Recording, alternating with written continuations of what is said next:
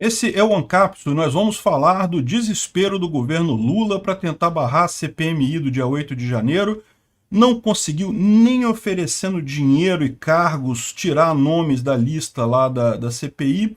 E agora qual que é a estratégia do governo? Criar um monte de outras CPIs para ver se esvazia essa CPI principal.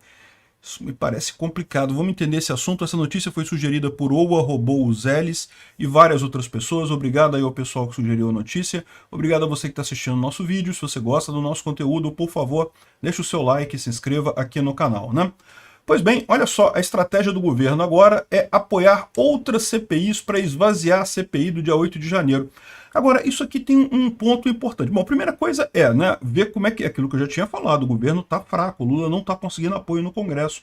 Ele tentou de tudo, aquele negócio de comprar deputado até pode funcionar, mas como eu falei, deputado ficou caro, está escasso, bem escasso, sobe de preço, e aí o Lula não consegue mais chegar lá. Ou fosse em outras épocas, mais no passado, em que você tinha pouca bancada ideológica, tinha pouca gente eleita por ideologia, era fácil comprar a galera, ninguém estava nem aí para isso. Hoje em dia o pessoal sabe que um deputado que apoia o governo Lula não se reelege. Então ficou mais caro, não é que seja impossível, lógico, é só uma questão de preço, né?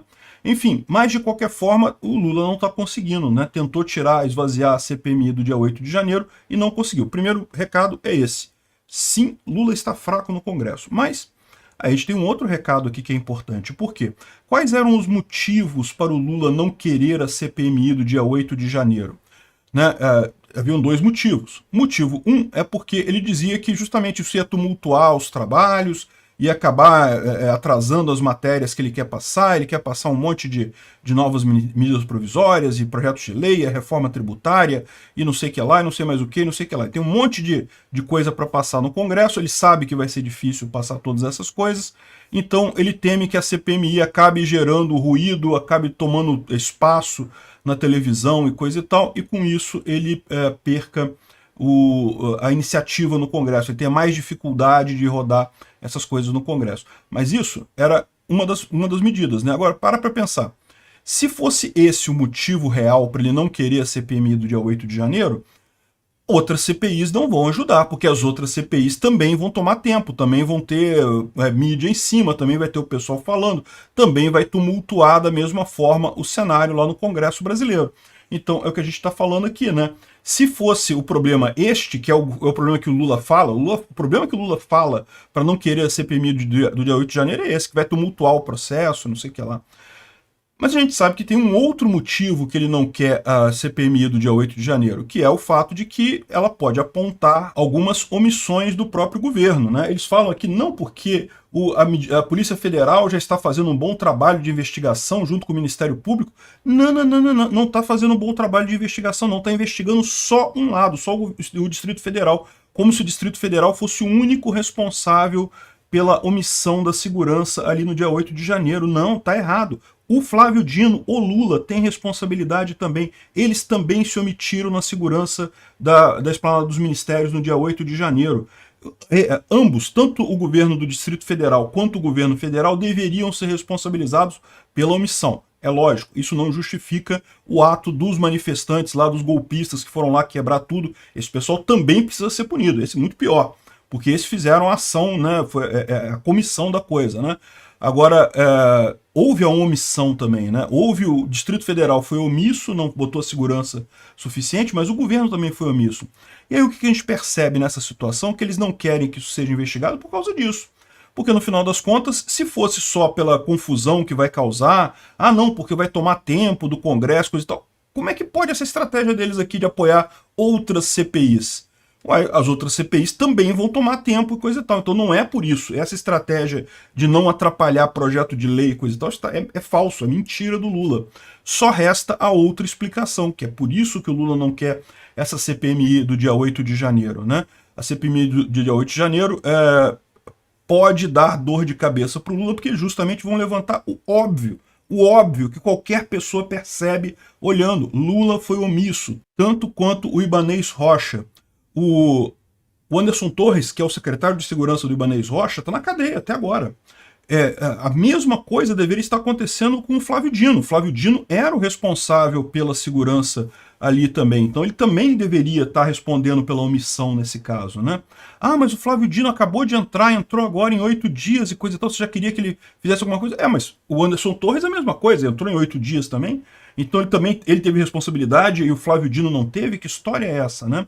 Ou seja, fica muito claro nisso daí que o governo tentou manobrar a Polícia Federal e o Ministério Público para acusar de omissão só o Distrito Federal e não levar a coisa para o lado do governo federal, né? Evidentemente que isso aí vai ter coisa, né?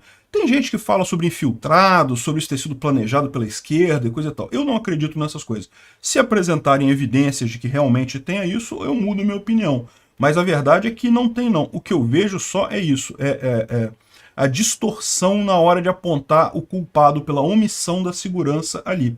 O Palácio do Planalto devia ter segurança ali, o STF tinha segurança também, a Câmara tinha segurança. Onde é que estava essa segurança? Esse pessoal saiu de lá?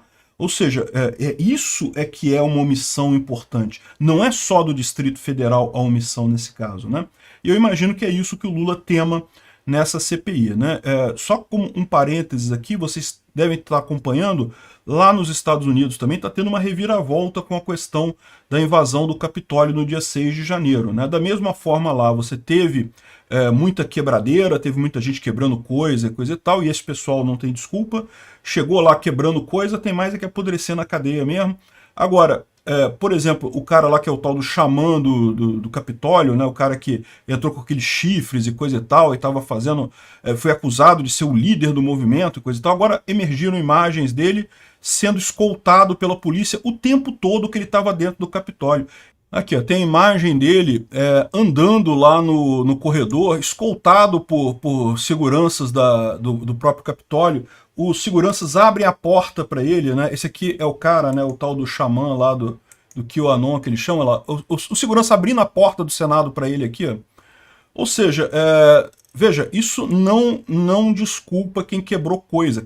Teve violência lá no 6 de janeiro? Teve também. Teve violência no 8 de janeiro aqui? Teve violência também. Quem fez violência, quem quebrou coisa, não tem perdão.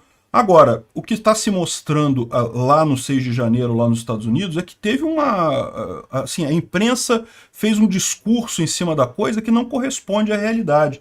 Esse cara pegou 4 anos de cadeia e basicamente ele entrou com a polícia, sempre autorizado, não quebrou nada. Ao contrário, tem uma imagem dele também, tá vendo aqui o xamã, o cara com chifres e coisa e tal. Aqui tá ele, é um vídeo dele falando que, olha só, o presidente Trump falou para irmos para casa, vamos para casa, não vamos ficar mais invadindo aqui. Olha só ele falando aqui.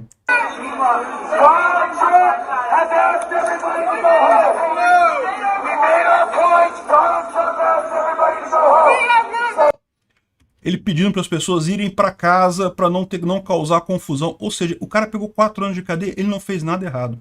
De novo, o pessoal que invadiu e quebrou coisa tem que pagar por esse crime, não tenho o que dizer.